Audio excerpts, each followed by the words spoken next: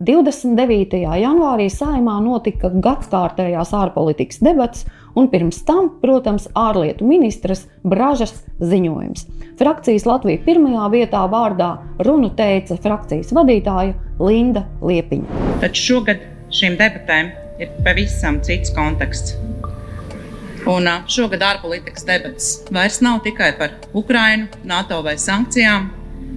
Šogad mēs runājam par to, ko mēs domājam par ASV. Ja kāds šeit atkal domā, ka Eiropas Savienība vai Eiropa kopumā var sevi aizstāvēt bez ASV, turpiniet sapņot.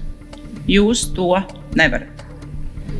Tieši šādus vārdus pavisam nesen NATO ģenerālsekretārs Marks Rute izvēlējās, lai uzrunātu Eiropas parlamenta deputātus.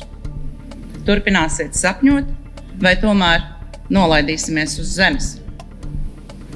Un šodien Latvijas ārpolitikai ir nepieciešama nolaišanās uz zemes, lai reāli aizsargātu Latvijas ekonomiskās un drošības intereses.